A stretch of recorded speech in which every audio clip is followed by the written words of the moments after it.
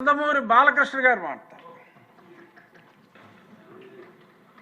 అధ్యక్ష, ఇందాక గౌరవ శాసనసభ్యులు కామినేని శ్రీనివాసరావు మాడుతూ అప్పుడు అందరూ ఇండస్ట్రీ కలవడానికి వెళ్ళినప్పుడు సైకో గారిని చిరంజీవి గారు గట్టిగా అడిగితే అప్పుడు ఈయన వచ్చాడంది అబద్ధం. గట్టిగా ఎవడు అడగలేదు అక్కడ. అది మీరు అన్నారు ఇందాక,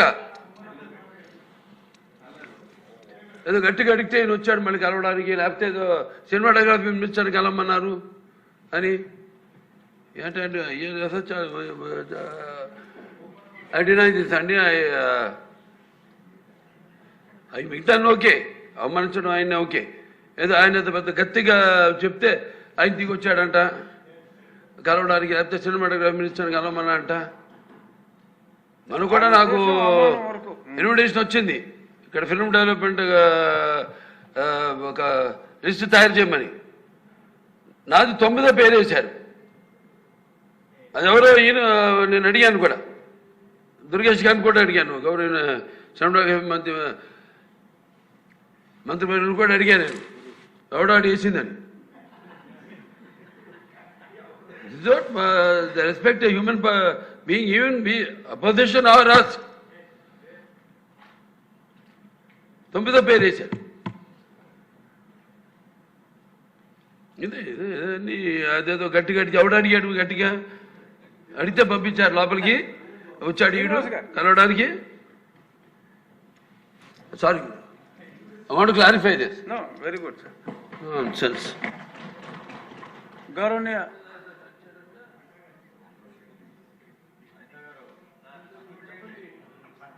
అయిపోయింది. గౌరవనీయ ముఖ్యమంత్రి వర్యులు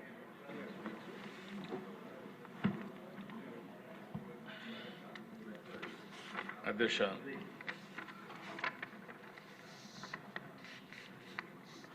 మొట్టమొదటిసారిగా డీటెయిల్డ్గా లా అండ్ ఆర్డర్ పైన మనం చర్చ చేస్తున్నాం. 19/24 జరిగినటువంటి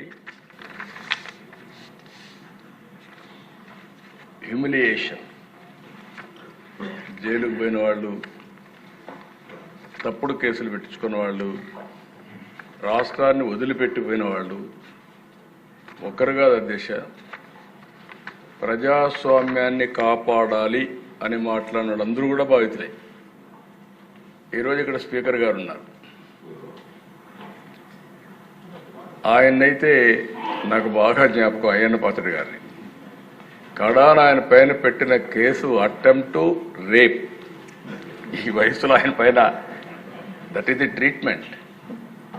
ఆయన ఇంటి దగ్గర అయితే ఎంత భయంకరంగా ప్రయత్నం చేశారంటే, ఇక్కడ ఉండే వాళ్ళందరికంటే 5 సంవత్సరాలు ప్రతి ఒక్క కేసుని ప్రత్యక్షంగా మానిటర్ చేసి, మళ్ళీ నిద్రలేని రాత్రులు, మళ్ళీ వీళ్ళు జైలుకు పోతే బయట వచ్చే వరకు ఇదే పని. అడ్వకేట్స్ డబ్బులు లేకపోతే అప్పులు చేసి కేసులు కూడా వాదించిన పరిస్థితి. ఇలాంటి అనేక అప్ టు సుప్రీంకోర్టు లాయర్స్ అధ్యక్ష అవన్నీ చేశాం. ఇప్పుడు స్పీకర్ గారు బాధితుడే, డిప్యూటీ స్పీకరు బాధితుడే, ముఖ్యమంత్రి బాధితుడే, ఎక్కువండే డిప్యూటీ ముఖ్యమంత్రి బాధితుడే, ఎక్కువండే శాసనసభ్యులు బాధితులే, మంత్రులు బాధితులే. ఎప్పుడు అధ్యక్ష నా మీద ఎవరు కేసులు పెట్టాలంటే భయపడతారు, ఎందుకంటే నేను ఏ తప్పు చేయను కాబట్టి. నా విశ్వాసం ఏంటంటే, నేను తప్పు చేయను, లీగల్గా టెక్నికల్గా పర్ఫెక్ట్గా ఉంటాను. ఎవడైనా తప్పు చేస్తే మాత్రం వాడి గుండెల్లో రైళ్లు బరిగి తీర్చే వరకు, వాడు మారే వరకు వదిలిపెట్టను. అది నా పద్ధతి, అది చరిత్ర కూడా. ఒక ముఖ్యమంత్రిగా ఉండే వ్యక్తి దానికంటే అధ్యక్ష ముందు ఒకసారి చూస్తే నా మీద 17 కేసులు. కడాన నేను అడిగితే ఎందుకైనా నా మీద కేసు పెట్టారు, ఏం పెట్టారు చెప్పంటే, తెల్లవారు నిద్ర లేపి రాత్రి తలుపులు కొడితే బయట వస్తే ఏం కేసు పెట్టారు చెప్పమంటే, కేసు మళ్ళీ ఇస్తాం, ఎఫ్ఐఆర్, మీరు వెహికల్ ఎక్కమన్నారు, వాట్సాప్లో పంపిస్తామన్నారు. అంటే అరాచకాలకు పరాకాష్ట ఇవన్నీ. యువగళం పైన అయితే లోకేష్ పోతా ఉంటే ఆయన బాధ్యతే. ఎవ్రీవేర్ మైక్ ఇవ్వాల. అది సరే, నేను వెళితే ఆ దిశ అంగళ్ళలో నేను రాష్ట్రం మొత్తం ఒక యాత్ర పెట్టుకున్నాను. ఆ యాత్ర ఏంటి? ఇరిగేషన్ ప్రాజెక్ట్స్ అన్నిటినీ మీరు నిర్లక్ష్యం చేశారు. పవర్ పాయింట్ ప్రజెంటేషన్ చేసి నేను చేస్తా వస్తే ఎగ్జాక్ట్గా పొంగునూరు కాన్స్టిట్యున్సీ కంటే ముందు తంబళ్లపల్లి కాన్స్టిట్యున్సీలో వాళ్ళు చేసిన తప్పుడు పనులు, తప్పుడు బిల్లు, వర్క్స్ అన్ని విజిట్ చేసి వస్తా ఉంటే, దారిని వస్తా ఉంటే నా మీద దాడి చేసి, మా వాళ్ళ పైన దాడి చేసి తిరిగి నా పైన కేసులు పెట్టారు. ఎక్కువండే రామప్రసాద్ రెడ్డి ఉన్నాడు, కిషోర్ కుమార్ ఉన్నాడు, వీళ్ళందరూ ఉన్నారు, దేశాలు నాతోనే ఉన్నారు. ఇవన్నీ చూస్తే అది ఒక్కొక్క స్టోరీ చెప్పుకుంటా పోతే ఈరోజు కాదు, చాలా టైం పడుతుంది. యువగళం పైన అయితే 12 కేసులు పెట్టారు. అనపర్తిలో కూడా తమరు నడిచెళ్ళారు. అనపర్తిలో నన్ను నిలిపేస్తే అనపర్తి వరకు నడిచి వస్తే మళ్ళా కేసులు పెట్టారు. దాంట్లో కూడా కేసులు పెట్టారు. 12 కిలోమీటర్లు నడిచి వచ్చా. అక్కడ కరెంట్ తీస్తే మళ్ళీ సెల్ ఫోన్లు వెలుగులో మీటింగ్ చేశారు. అక్కడ అది కూడా కరెంట్ అంతా కట్ చేస్తే సెల్ ఫోన్ వెలుగులు పెట్టి ఇక్కడే ఉన్నాడు మన రామకృష్ణారెడ్డి. అలాంటి సంఘటనలన్నీ జరిగాయి. దశ అచ్చెన్నాయుడు నేను చూసి ఆ రోజు ఆయన ఫైల్స్ ఆపరేషన్ చేసుకున్నాడు. అక్కడి నుంచి తీసుకొచ్చి ఇంత దూరం అంటే అంత దూరం తీసుకొచ్చి ఆయన ఎన్ని హెరాస్ చేయాలో చేసి, ఆ కేసు ఏంటి, ఏమి ఒక లెటర్ ఇచ్చాడనో ఏదో ఒకటి పెట్టేసి ఆయన హెరాస్ చేసే పరిస్థితికి వచ్చారు. కొల్లు రవీంద్ర ఎవరో చనిపోతే ఈయన పిఏ ఆయనతో మాట్లాడాడు కాబట్టి ఈయన అటెంప్ట్ మర్డర్ కేసులో ఈయన వచ్చేసాడు. మర్డర్ కేసులో ముద్దాయి ఈయనకు వచ్చేసే పరిస్థితికి వచ్చారు. బీసీ జనార్దన్ రెడ్డి ఆయన పైన కేసులు పెట్టేశారు. ఆయన జైల్లో పెట్టేసి చాలా ప్రయత్నాలు చేసి మళ్ళా బయటకు వచ్చారు. అప్పుడప్పుడు ప్రెస్ కాన్ఫరెన్స్ పెట్టి సాక్ష్యాలని చెప్తున్నాడని ధూళిపాడు నరేంద్ర పైన అయితే కేసులు పెట్టి ఇష్టానుసారంగా బయట రానివ్వకుండా ఇచ్చేసే పరిస్థితికి వచ్చారు. జేసీ ప్రభాకర్ రెడ్డి పైన 66 కేసులు, కార్యకర్తలపై 2560 కేసులు, పులివర్తి నాని పైన 31 కేసులు, చింతమనేని ప్రభాకర్ పైన 48 కేసులు. కడ నిమ్మల రామానాయుడు ఎవరి దగ్గరికి పోడు, ఆ బ్యాగ్ వేసుకొని కరోనా రోజుల్లో కూడా, ఇప్పుడు కూడా పెళ్లి రోజు కూడా ఎల్లో షర్ట్ వేసుకొని చాలా సింపుల్గా అలాంటి వ్యక్తి పైన 20 కేసులు పెట్టారు. నేను చాలామందిని చూశాను కానీ నిమ్మల రామానాయుడు ఎప్పుడు గొడవ పోయాడు కాదు. రెండోది అధ్యక్ష పరుషంగా కూడా మాట్లాడాడు. కరోనా సమయంలో కూడా బ్యాగ్ వేసుకొని నిత్యావసర వస్తువులు తీసుకుని ఇంటింటి దగ్గర ఇచ్చేసి వచ్చే పరిస్థితి ఉండే వ్యక్తి. ఇప్పుడు కూడా పెళ్లి రోజు కూడా ఎల్లో షర్ట్ వేసుకొని చాలా సింపుల్గా అలాంటి వ్యక్తి పైన 20 కేసులు పెట్టారు. నేను చాలామందిని చూశాను కానీ నిమ్మల రామానాయుడు ఎప్పుడు గొడవ పోయాడు కాదు. రెండోది అధ్యక్ష పరుషంగా కూడా మాట్లాడాడు. కరోనా సమయంలో కూడా బ్యాగ్ వేసుకొని నిత్యావసర వస్తువులు తీసుకుని ఇంటింటి దగ్గర ఇచ్చేసి వచ్చే పరిస్థితి ఉండే వ్యక్తి. దేవినేని ఉమా పైన 27 కేసులు, ఆంజనేయుల పైన 16 కేసులు, అయ్యన్న పత్రుల పైన 14 కేసులు, బీటెక్ రవి కొన్ని చెప్పుకోలేకపోయారు 14 కేసులు, కోన రవికుమార్ పైన 15 కేసులు, కాలువ శ్రీనివాసుల పైన 14 కేసులు.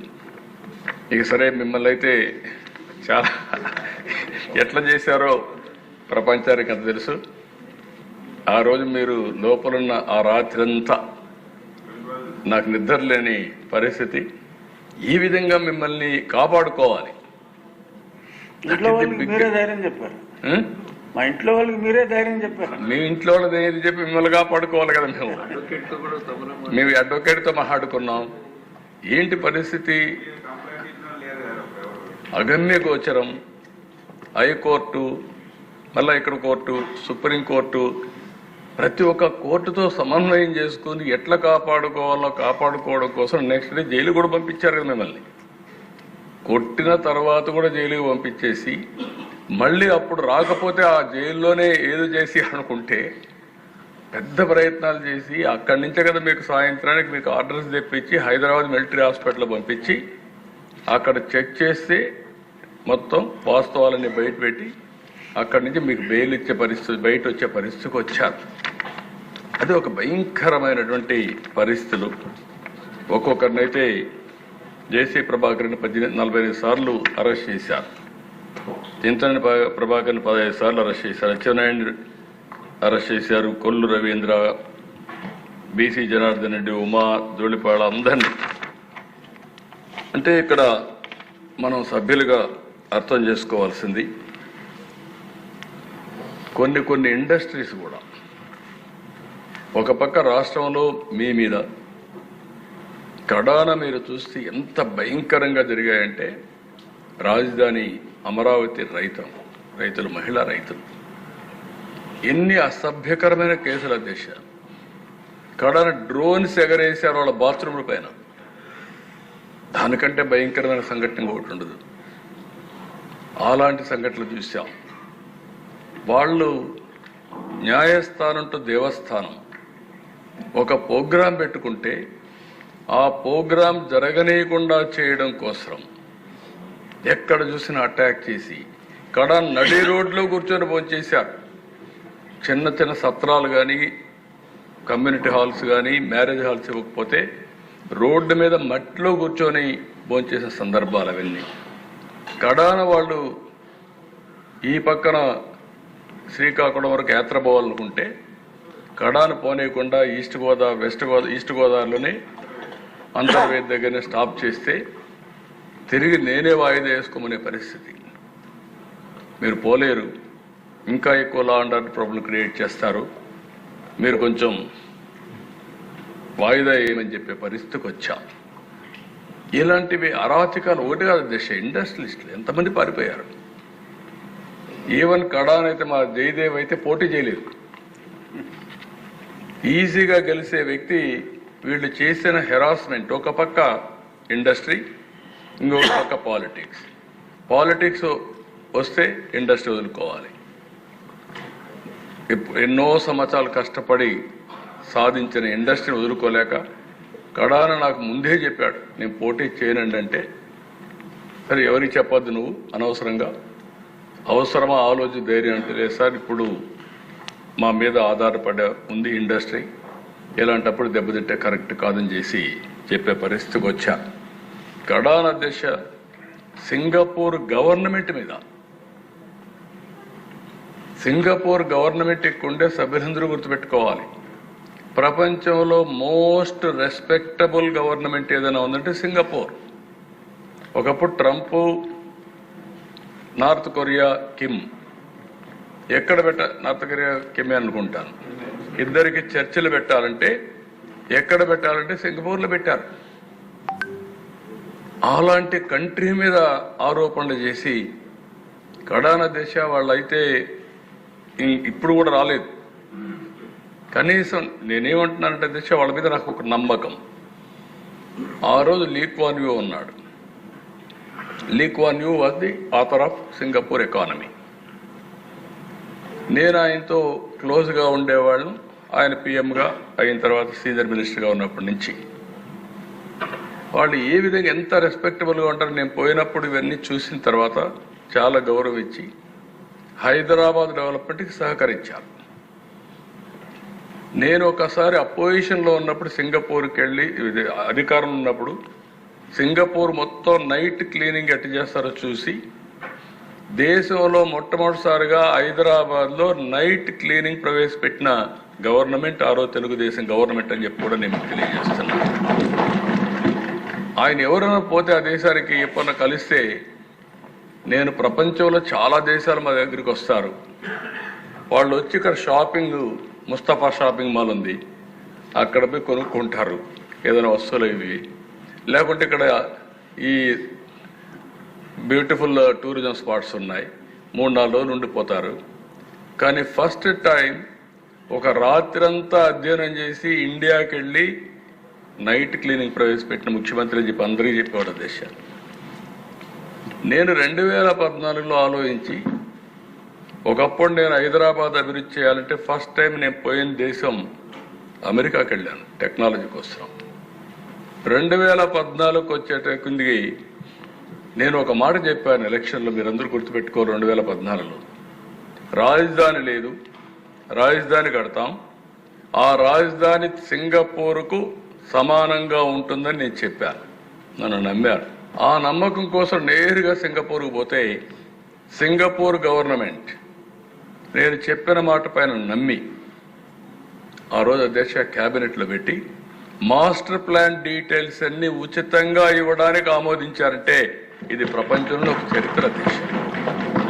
నేను ఒకటే అడిగాను, మీరు రిపోర్ట్ అవన్నీ తయారు చేయాలంటే డబ్బుల విషయం కాదు, చాలా సమయం అవుతుంది, నేను టెండర్లకు పోవాలి, ఒక 6 నెలలు సంవత్సరం అవుతుంది, అట్లా కాకుండా మీరు ఏదైనా హెల్ప్ చేయగలిగితే చేయమంటే they made it very clear. Okay మేము ఆలోచిస్తామని చెప్పి with in 6 months or 8 months one of the best master plan details మనకి ఇచ్చారు అధ్యక్ష ఆ దేశం. అలాంటి దేశం పైన మీరు ఆరోపణలు పెట్టగలిగారంటే, వాళ్ళని కూడా మీరు భయపెట్టగలిగారంటే ఈ ప్రపంచంలో ఎప్పుడు జరగదు అధ్యక్ష.